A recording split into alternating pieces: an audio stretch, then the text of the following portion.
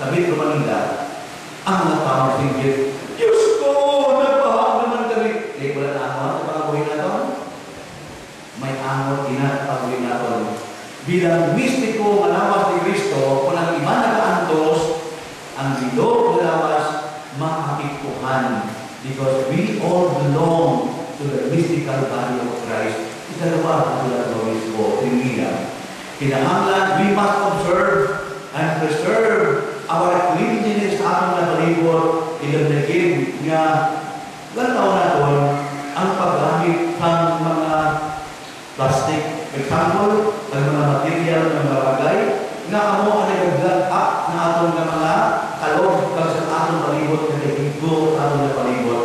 Kag nalaguba sa katahong sa atong kasada, sa atong plaza, sa atong balay, at sa dikinan sa atong palibot. Ikatlo, ang Lord tulad ng Obispo, kinahanglan, gagito naton, inang mga bagay na subong agi sa mga dahon, sa mga kahoy, agad mapreserban naton ang ginatawag na atmosphere sa maaari ng pagtulog sa mga tanong paagi sa ginatawag na fertilizer. Sige sa Obispo sa Interpusan, our Earth is the only planet has given us to feed for human life, as we know it, and another living creatures as well. Nga, sa sabon, may tao na ito. Hindi ba ito may tao na? Only on earth. Let us take good care of this beautiful Mother Earth by working together and retaining the damage we have done, which has resulted to the death of the thousands of lives through man-made calamities. Okay, makasali pa nung wala amot, may amot kina. Mga utol, to review, nagligad ng mga Domingo, ang atong nagkakulong ng mga pista, may ang tanan sa ginatawag Historia sa Kalawasan, History of Salvation. Sa nagligad ng Domingo, atong gindayaw, paginhanga ang Diyos sa nagkatawag ng sunas, nga may mga kagsatag sa nila ang mga hiliputon. Kagaroon, sa ginatawag Historia, sa atong mga kalawasan, ang Diyos may alam kinaiya sa pagpahayag siya Diyos ng nagahong that is God's wisdom and power of love. That is why ang unique na pamahagi, ang pinasahit na pamahagi, ibabita ng Diyos na impundar niya sa aton sa pagtukod niya sa Santos na Misa, sa Eucharistia, sa tuwang katapusan ng paghihapon. O kung sa mga apostoles, gani ining Corpus Christi, o kung nadawas sa dulo ni Kristo, na iya pista sa mga adlaw, ang inakatong sa kalawat, pista na sa mga adlaw. Nagpapahanong dulo sa aton, sa epekto sini sa aton na kabuhi. Matuod, kadamo sa mga pinagro, ginhatag sa Diyos aton. Dito sa pagkampioniya, sa ordinary mga tubig sa hasal sa kanan. It turns the water into wine.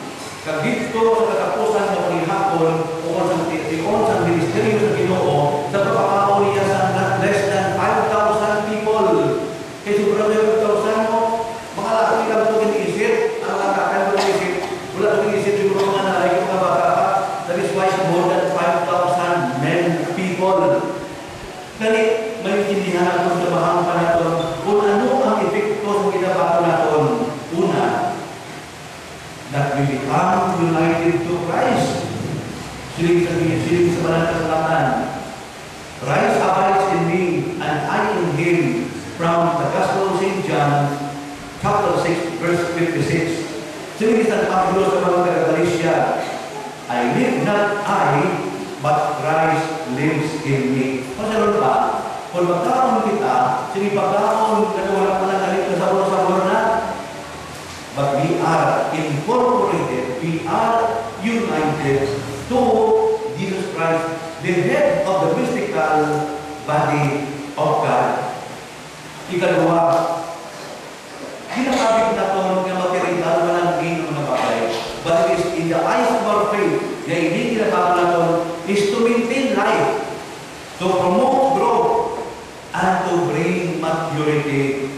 That's why mga kabataan nila pa, hindi Krista alam ang mga hindi pagkakalak because they don't yet understand pero nila ginagawa.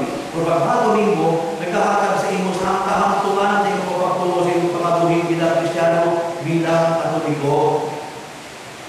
Ano, ining pagkaon na ginagawa natin, naghahatag sa atong usog, sa atong bodily, physical, nag-aayos aton sa atong mga balatian, and also take our spiritual infirmities, kasubong sa atong kasalanan, kapatawaran sa atong mga sala.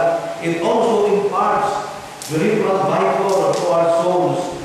Pag ining pagkaon, naghahatag sa ito prolongation of life, nagtabuhi na wala sa katapusan, sa ginahambal sa Ebanghelyo, kung sino man ang magkakaon sining akong nalawas, kapag inom sa akong dugo, may kabuhi na wala sa katapusan, may tukol pa. Kung bisa sa Ginoo, banhawon ko siya sa katapusan na daw. Hindi kita lumari sina. Diyos na nagahambal, hindi ako, ang Diyos nagahambal. Kung sino ang magkakaon sa akong magkakaon sa akong, may kabuhi na wala sa katapusan sa Ebanghelyo na pinbasa na itong Ebanghelyo. Mga pinalangga na mga kapulan, ganit nahampan ka kung ano ang mga kahulugan sining sa ginagawa natin. Kaya isang bagay na hindi kami siya ginagawa natin, it helps to preserve from our mortal sin. Nagkakawan sa ating mga sala. Purification sa ating mga sala. Powerful remedy against our sins. Kagpromisa sa kabuhi na wala sa katapusan. Balik kita sa aming isuguran ng inang mahal ng James. Katali akong kahapon katahon, what a wonderful world. Gali hindi ka mo kasabay sa akon. Pero ano ba kahulugan sina? Ano kahulugan nila sina?